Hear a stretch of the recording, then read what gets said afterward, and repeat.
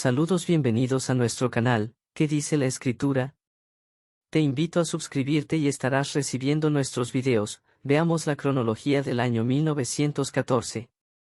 ¿Cómo es que los historiadores logran la fecha de 539 como el año que cayó Babilonia? ¿De qué forma? Según lo descubierto, el año 37 de Nabucodonosor correspondía al 568 a 567 a.C. Esto se consiguió en una tablilla que contiene detalles astronómicos y al canon de Ptolomeo. En el libro Venga tu reino, página 186, se habla acerca de esto. Al encontrar los historiadores esta información que decía que el año 37 de Nabucodonosor correspondía al 568 a 567 a.C., entonces ellos llegan al año del comienzo de Nabucodonosor. Es decir, 568 más 37 igual a 605. Por tanto, el comienzo del reinado de Nabucodonosor fue en el año 605 a.C. Luego los historiadores dependen de una cita de Beroso, contenida en Flavio Josefo, en donde se mencionaban los reyes que reinaron después de Nabucodonosor hasta la caída de Babilonia. En ella se informa que Nabucodonosor reinó 43 años, Evil-Merodach 2 años, Nergalzonosor 4 años, Nabonosuarchot 9 meses y Nabonido 17 años. Haciendo un total de 66 años. De manera que tomando el 605 como el comienzo de Nabucodonosor hasta Nabonido sería, 605 menos 66 igual a 539 y nos llevaría al 539 como la conquista de Babilonia.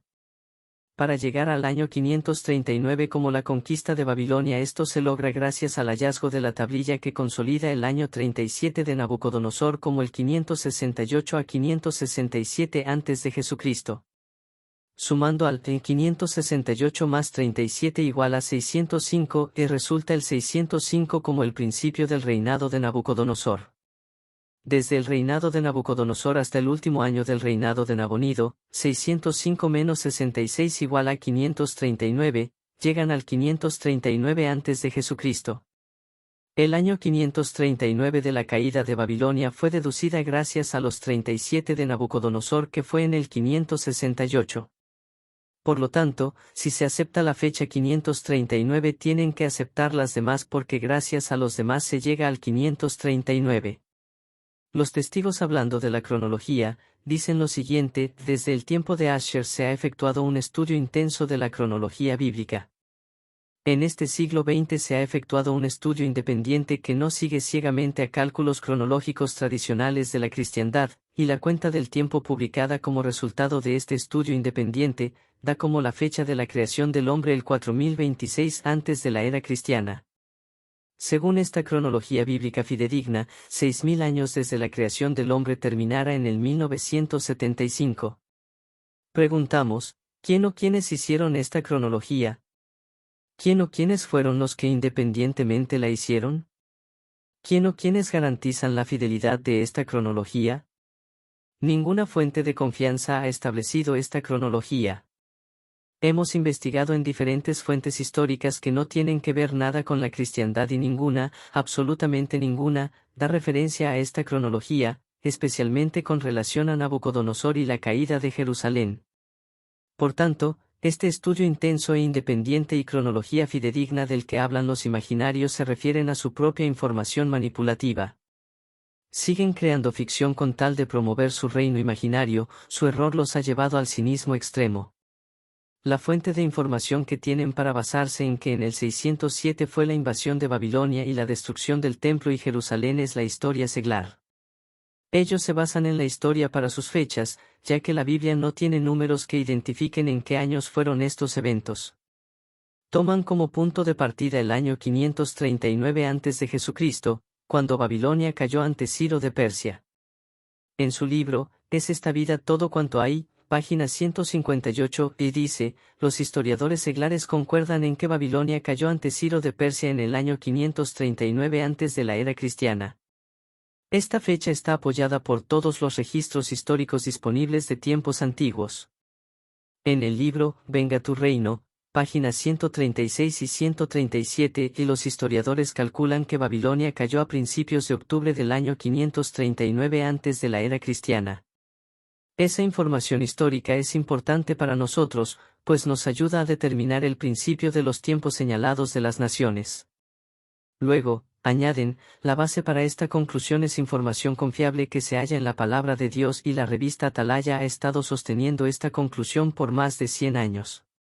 Ellos se contradicen una y otra vez, ellos mismos admiten que su fuente de información para adquirir el año 539 antes de la era cristiana como la caída de Babilonia fue por la historia seglar y que esta fecha está apoyada por todos los registros históricos disponibles, y que la información histórica les ayudó para tomar fecha y así llegar al principio de los tiempos señalados de las naciones. Gracias a los historiadores que con la ayuda de la arqueología han podido fijar algunas fechas. ¿Cómo entonces se atreven a decir que la base para sus conclusiones es confiable, que se halla en la palabra de Dios, cuando la Biblia no da ninguna fecha al respecto? Además, la misma historia seglar que fue la que a través de sus estudios dieron la fecha del año 539 a.C. y la cual está apoyada por todos los registros históricos, es la misma que calcula que Jerusalén fue destruida en el año 587 antes de era cristiana y quiero decirles a los imaginarios que esta fecha también está apoyada por todos los registros históricos. En su libro, ¿Es esta vida todo cuanto hay?, página 157 y dicen, los historiados seglares modernos, no presentan por lo general 607 antes de la era cristiana como la fecha de este acontecimiento. No presentan nunca que la destrucción de Jerusalén haya sido en el 607 antes de Jesucristo, sino que ese evento ocurrió en el 587 antes de Jesucristo.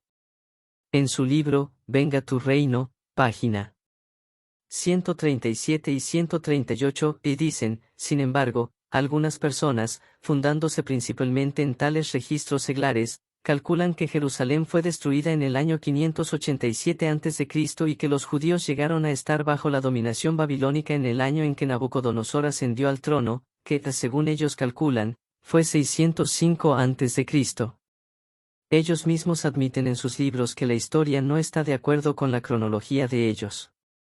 Y no solamente los historiadores modernos sino los registros históricos antiguos, tampoco están de acuerdo con la cronología de los imaginarios. No existe ni una sola fuente de información histórica de confianza que diga que fue en el año 607 a.C. haya sido la destrucción en Jerusalén. Solamente los imaginarios en base a su propia cronología.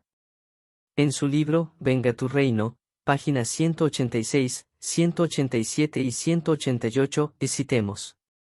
Los historiadores sostienen que Babilonia cayó ante el ejército de Ciro en octubre de 539 a.C., pero, ¿cómo nos ayuda la Biblia a determinar cuándo fue destruida Jerusalén y qué comparación existe entre esto y la cronología seglar? El profeta Jeremías predijo que los babilonios destruirían a Jerusalén y dejarían desolados la ciudad y el país, en Jeremías 23 versículo 8 y 9, añado, y toda esta tierra tiene que llegar a ser un lugar devastado, un objeto de pasmo y estas naciones tendrán que servir al rey de Babilonia, 70 años, Jeremías 25 versículo 11. Aunque Veroso alega que Nabucodonosor llevó judíos al cautiverio en su año de advenimiento, no hay documentos cuneiformes que apoyen esto. Es claro ver que a través de descubrimientos los historiadores han podido fijar que el reinado de Nabucodonosor comenzó en el 605 a.C. y es partiendo de esta fecha que han podido fijar la caída de Babilonia en el año 539 antes de la era cristiana. Para determinar estas fechas tuvieron que tener en cuenta los reyes que reinaron desde Nabucodonosor hasta el último.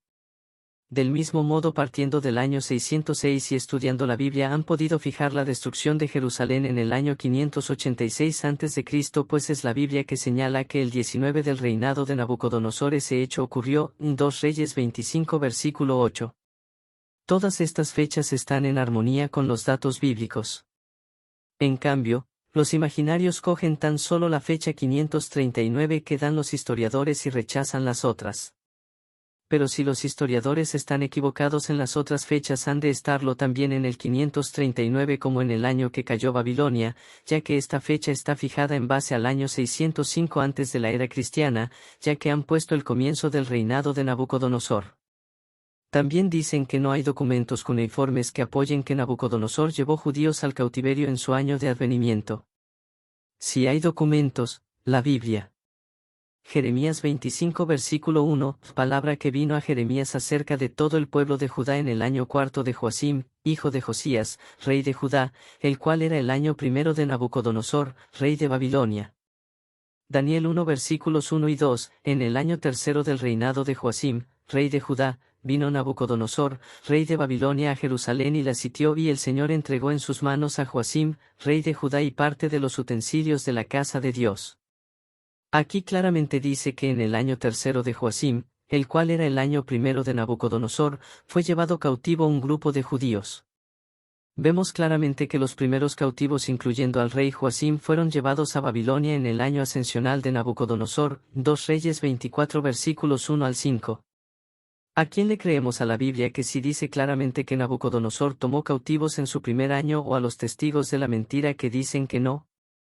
La Biblia prueba contundentemente que los 70 años que habló Jeremías referente al cautiverio comenzó en los primeros años del reinado de Nabucodonosor y no cuando Sedequías y el templo fue destruido, que fue aproximadamente en el año 586 a.C. En Jeremías 25 versículo 1 y Daniel 1 versículos 1 y 2 demuestran que el año primero de Nabucodonosor se llevó cautivo a muchos judíos. En Jeremías 52 versículos 28 al 30 dice que además en el año 7 de su reinado, en el año 18 de su reinado y en el año 23 de su reinado se llevó en diferentes años cautivos de Jerusalén. En 2 Reyes 24 versículo 12 al 16 dice que Joacim y su madre y muchos del pueblo fueron llevados cautivos, y eso en el año 8 del reinado de Nabucodonosor. En el capítulo 29 de Jeremías, esta manda una carta a los cautivos en Babilonia. Aquí él se está refiriendo al cautiverio durante el 8 año del reinado de Nabucodonosor, que está detallado en 2 Reyes capítulo 24. Vemos que en el verso 2 del capítulo 29 de Jeremías se hace alusión al rey y a la reina que fueron llevados cautivos. En el verso 5 les exhorta a que edifiquen casas en Babilonia y que siembren la tierra. En el verso 6 que se casen, que engendren hijos y que se multipliquen. En el verso 7 que estén en paz en Babilonia y que oren por ella a Dios.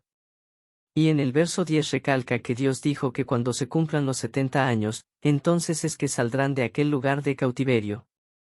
Aquí vemos claramente que Jeremías da a entender que los 70 años ya estaban corriendo y que su cautiverio terminaría cuando los 70 años llegaran a su fin. Aquí vemos que todavía ni el templo ni Jerusalén estaban todavía destruidos. Dios habló de destrucción, de desolación, pero era un proceso que luego de todo el cautiverio se cumpliría. No era como pretenden los imaginarios decir, que los 70 años comenzarían desde la destrucción total. Además, luego que el templo fue destruido en el año 19 del reinado de Nabucodonosor, todavía en Jerusalén había gente, y no fue hasta el año 23 de Nabucodonosor que fueron llevados cautivos, en Jeremías 52 versículo 30. Es decir, que luego de la destrucción del templo todavía había habitantes en Jerusalén, y por tal razón los imaginarios no pueden decir que desde la destrucción del templo quedó la tierra desolada y sin habitantes, como ellos aluden en su libro Venga tu reino, página 188. Vemos que por no admitir sus errores y ser tercos en mantener por encima de todo el establecimiento en los cielos de su imaginario reino, que según ellos fue en el 1914. Y a fin de que les salga bien su evento, no aceptan ninguna enseñanza. Y de esta manera, en contra de todo historiador, dicen que todos están equivocados excepto en el año 539, el cual ellos han tomado para su cronología. El año 1914 es una mentira cronológica. No cabe duda que los testigos mentirosos hacen lo que sea para darle validez a sus argumentos, aun distorsionar las fechas históricas.